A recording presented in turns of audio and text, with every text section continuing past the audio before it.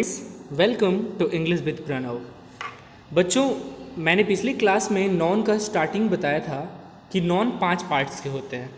First one is proper noun, second one is common noun, third one is collective noun, fourth one is material non and fifth one is abstract non. बच्चों, उसी कड़ी में आज हम लोग non को second on the basis of accountability हम लोग डिवाइड करने वाले हैं। बच्चों, on the basis of accountability क्या है? काउंटिंग के आधार पर कि नॉन को गिना जाता है या नहीं, तो नॉन को 2 पार्ट्स में डिवाइड किया गया बच्चों।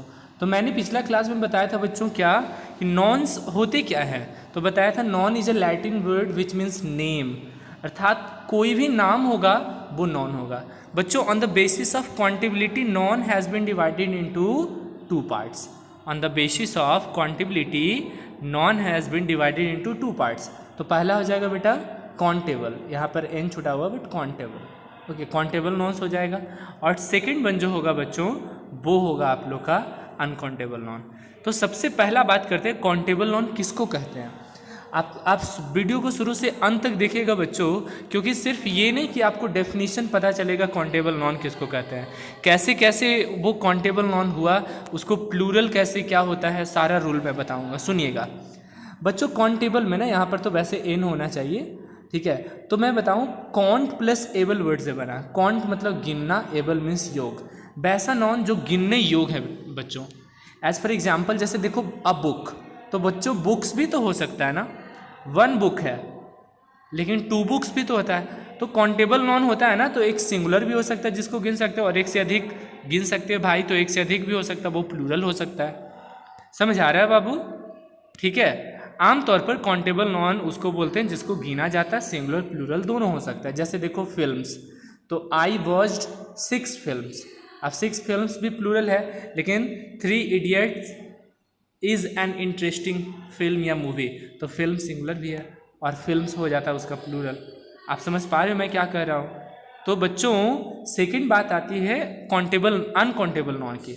अन मीन्स नहीं, काउंट मीन्स गिनने, और एबल मीन्स योग, नहीं गिनने योग नॉन, जिसको गिन ही नहीं पाते हो आप। एज फॉर एग्जाम्पल बच्चों क्या होगा, देखो ना पहले डेफिनेशन देख लो, nouns that can not be counted, जिसको काउंट ही नहीं किया जा सकता वो तो अनकाउंटेबल नॉन होगा। बच्चों देखो मिल्क, मिल्क को आप गिन सकते हो क्या? 5 मिल्क, 10 मिल्क? नहीं। वाटर को आप गिन सकते हो क्या? वाटर? नहीं। इंक को गिन सकते हो क्या? नहीं। शुगर, चीनी को 10 चीनी खाएंगे मम्मी, ऐसा थोड़ी होता है। मम्मी 25 बटर खाएंगे, ऐसा नहीं होता। क्यों? क्योंकि मिल्क, वाटर, इंक, शुगर ऐसे तमाम जिनको आप गिन नहीं सकते हो वो अनकाउंटेबल नॉन होगा। उम्मीद है बच्चों यहाँ तक आप लोग समझ पा रहे हो कि जरा देखना ये लाइन बड़ा इंपॉर्टेंट है। A noun used in answer to the question how much, much जहाँ पर लग जाए बच्चों तो वो अनकाउंटेबल नॉन के लिए यूज होता है। और काउंटेबल नॉन के लिए क्या यूज होता है बच्चों? मेनी। मच जहाँ लगे अनकाउंटेबल नॉन के लिए, मेनी जहाँ लगे काउंटेबल नॉन के लिए। अब कितने बच्चे थे क्लास में, तो how much students were there in the class होगा बच्चों, या how many students were there in the class, क्या होगा बच्चों? How many students were there in the class. But यदि मच रहेगा बच्चों तो बोलेगा कितना पानी था उस बकेट में, तो how many water was there in the bucket, या हाउ मच वाटर, तो बच्चों मच होगा। एक आपकी जानकारी के लिए बता दें जो एग्जाम में ज़्यादा पूछे जाते हैं वो है मनी। मनी को तो हम लोग गिन लेते हैं बच्चों, 10,000, 5,000 लाइक दैट, बट मनी भी अनकाउंटेबल नॉन होता है, मच के लिए आता है। तुम्हारे पास कितना पैसा है, तो how many money do you have नहीं हो सकता, how much money do you have. मुझे उम्मीद है बच्चों यहाँ तक आपको समझ में आ रहा होगा। अब जरा देखिए नोट में, material nouns and abstract nouns are uncountable. Material noun भी और अब्स्ट्रैक्ट नॉन भी, दोनों के दोनों अनकाउंटेबल ही होते हैं।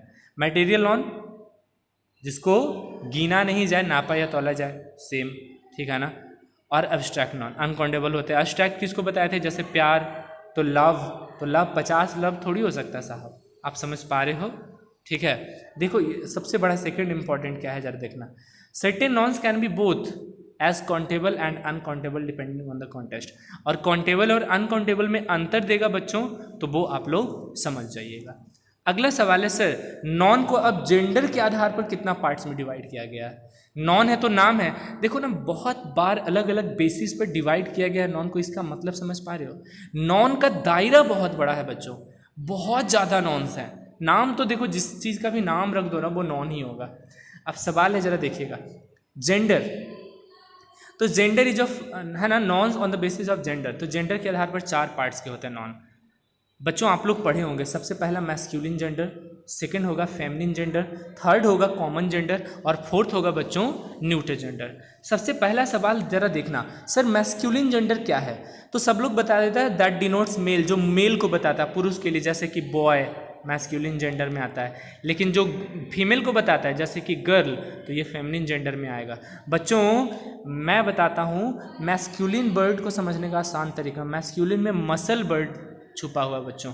मैस्कुलिन मसल वर्ड से बना, मसल मीन्स पावर। अब पावर क्या गर्ल के पास होता है या बॉय के पास होता है? ज़्यादा। इतिहास गवाह है बच्चों बॉय के pass on the basis of a strength, power, तो बहुत ज़्यादा होता है। ठीक है, अब जरा देखते हैं बच्चों किसका, तो वो फेमिनिन जेंडर का। तो फेमिनिन जेंडर फीमेल के लिए आता है, जैसे गर्ल। आपको याद रखने के लिए मैं बताऊं तो फेमिनिन जेंडर ना फेमिना वर्ड से बना है बच्चों। कौन सा वर्ड से बना है? फेमिना। और तुम देखना डिक्शनरी में भी जाके, फेमिना का मतलब होता है बच्चों ब्यूटी, सुंदरता। तो सुंदरता आमतौर पर फीमेल के लिए होती है, इसीलिए उसको फेमिनिन जेंडर बोला जाता है। बॉय तो नहीं, बट गर्ल फेमिनिन जेंडर में आएगी। अब बोलिएगा सर मैं भी सुंदर हूँ, बॉय हूँ तो मैं भी सुंदर हूँ। तो साहब आप हो सुंदर, बहुत सुंदर हो, ठीक है ना, लेकिन आमतौर पर जो ब्यूटीनेस को शो करता है वो फीमेल को ही शो करता है बच्चों। आप समझ पा रहे हो यहाँ तक? आगे चलते हैं, जरा ध्यान। जेंडर के आधार पर नॉन को 4 पार्ट्स में बताया। पहला मैस्कुलिन जेंडर, दूसरा फेमिनिन जेंडर, तीसरा है कॉमन जेंडर। बच्चा देखो कॉमन जेंडर क्या होता है? कॉमन मतलब मैं कल ही के क्लास में बताया था। पिछला क्लास आप यदि नहीं देखे हैं बच्चों, तो मैंने नॉन का क्लास 1 या एपिसोड 1 मैंने वीडियो पर दे रखा है यूट्यूब पर, आप ज़रूर जा करके देख लेंगे। ठीक है, पहला सवाल है बच्चों कि कॉमन नॉन किसको कहते हैं? तो कॉमन जो दोनों के लिए आता है, denotes for both male and female. अब आप एक स्टूडेंट हो बच्चों, तो आप यदि बॉय हो तो क्या कोई ज़रूरी है कि आप ही एक स्टूडेंट हो? गर्ल है कोई आपकी बहन है तो वो भी तो एक स्टूडेंट है बच्चों। आ रही बात समझ में? तो स्टूडेंट एक ऐसा है जिससे बॉय और गर्ल दोनों का पता चलता है, तो स्टूडेंट कॉमन नॉन हो गया।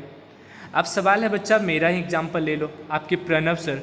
तो मैं एक टीचर हूँ बच्चों, ठीक है, तो टीचर क्या सिर्फ प्रणव सर होते हैं? अनीता मैम करके हैं, है ना, मेरे स्कूल में जो साथी टीचर है वो बहुत सारे हैं। आ रही बात समझ में?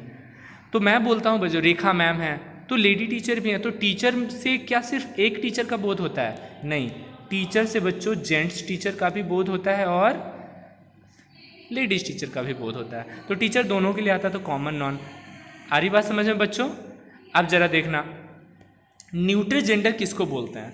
न्यूट्रल जेंडर जो दोनों में से कोई नहीं है।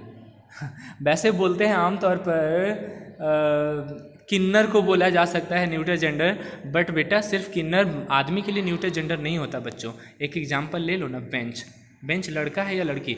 हिंदी में क्या होता है? बेंच और पुस्तक सिंगुलर, ये जिसको बोल सकते हो आप लोग क्या कि न्यूट्रल जेंडर कॉमन जेंडर, वो नहीं पता, बट इंग्लिश में बेंच बेटा न्यूट्रल जेंडर है, याद रखिएगा। कैसे? तो न्यूट्रल मतलब जो ना लड़का हो ना लड़की हो, ना बॉय हो ना गर्ल हो, ना मेल हो ना फीमेल हो। तो बच्चों बेंच क्या है? आप समझ पा रहे हो? न्यूट्रल जेंडर में आएगा ना बच्चों, ठीक है। फ्रूट भी न्यूट्रल जेंडर में आता है। Table, chair, desk, love noun ही है ना, क्यों नहीं आएगा न्यूट्रल जेंडर में? आ रही बात समझ में बच्चों? अब आपसे सवाल कुछ पूछते हैं, बताइएगा बॉय कौन सा जेंडर है? जरा जवाब दीजिएगा। Masculine gender.